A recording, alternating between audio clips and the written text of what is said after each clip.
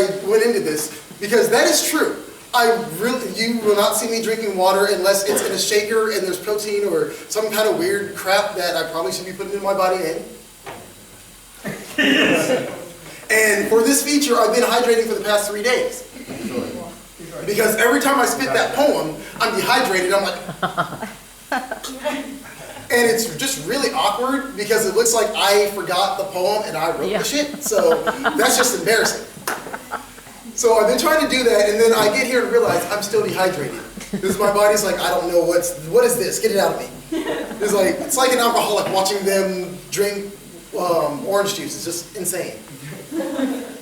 And my buddy Rowan says it best, and he was up here earlier. As artists, we're healers, and a lot of the things that you're going to hear me say, they're all autobiographical or just personal opinions, and as a healer or an artist or whatever you want to categorize all of these people in here, and possibly some of yourselves, we like to state our own opinions and facts on things, so I'd like to dedicate this poem to all the men. Oh, well, I wouldn't get too excited. You don't need to fucking get excited. He's like, I'll be feeling charity.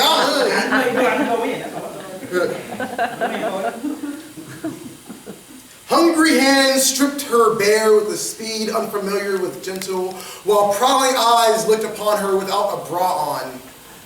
In the case of auto theft, a percentage of fault lies on the victim, but boys will be boys, and jackrolling is just another kind of joyride.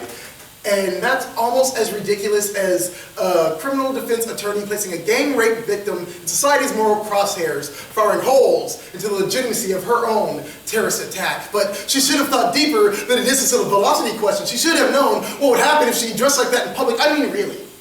Wearing a bikini to an apartment swimming pool. What is she thinking? When fitness is risk assumed when done outdoors, she should have stayed in that house of cards, nailed together by the hypocrisy of a society that loves the flavor of moral superiority on the back of its tongue. Bitter.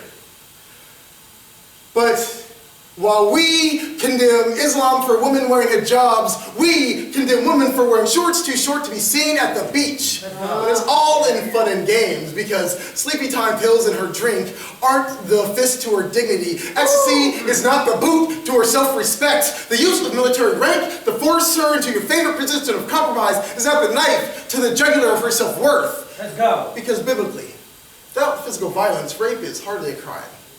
Deuteronomy 22 states, if a man rapes an unmarried woman, he's to pay her father 50 silver pieces, as if he's buying new property, because he is, without so much as the right to divorce her. It further states, if a woman is being raped and she does not scream loud enough for assistance, she is to be put to death with her attacker. And we wonder where this rape culture comes from when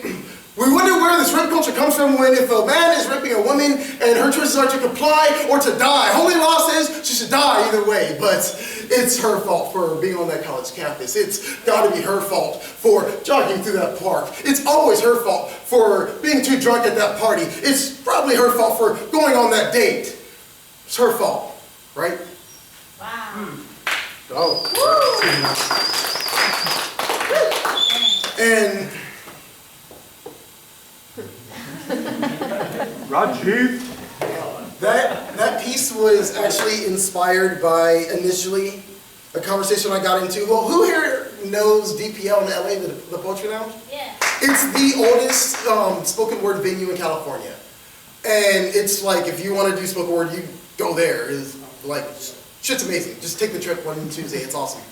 But Natalie, who runs the second stage, and I got into a really long conversation on Facebook.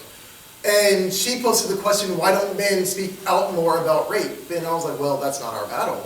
And then she body slammed me like very quickly. And it brought to my attention that it is our battle because, guys, these are our sisters, these are our mothers, these are our daughters. Yeah. So we are going to have to make that uncomfortable journey and say that conversation. And then almost a week after I got the news of that young woman that was gang raped on a bus in India and who wound up passing, and that struck me, and found out that a very close friend of mine has been assaulted last year. So I was like, fuck, I gotta write this piece. So yeah, that was that one. And going back to me though, I'm gonna lighten it up a bit because I only have 4 pieces and my time's almost up, so I apologize for wasting your time so much. Oh. And I like to end out with a bit more of who I am, so you realize that I'm fucked up just like you guys. Give me some hugs. I need them. You'll notice it pretty heavily during your first month. It's kind of like week old beer and booty dust, cage fighting in your nostrils. Don't worry, it's just your liver waking up from its Rip Van Winkle nap, trying to push off the filth that it can, but your piss will turn into this brownish mud that comes out of you. I suggest you... The words are hard! Jesus! Got it. Let me start over on this, I'm sorry. You got it.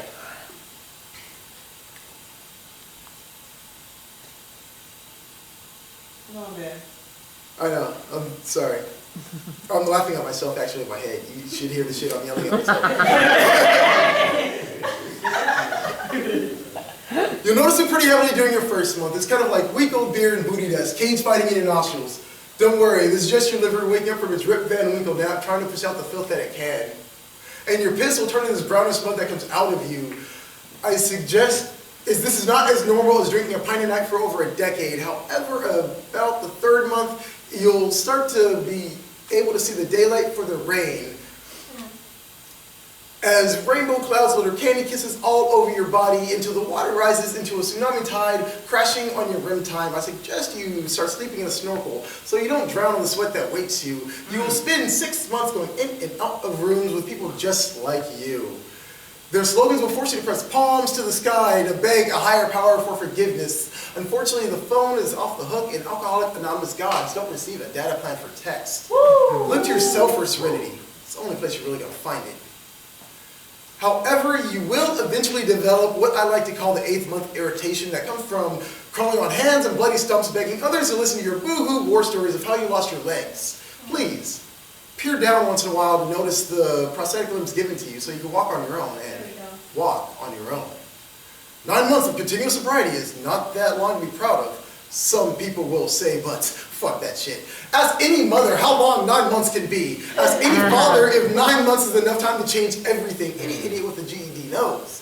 9 months is the amount of time it takes to start a new life. You will be able to start to go to parties eventually.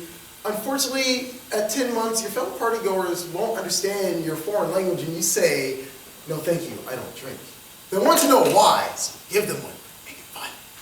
Say things like, I'm allergic to alcohol and I break out in handcuffs. Or my personal favorite, nah man, last time I got drunk I woke up spooning a strange man.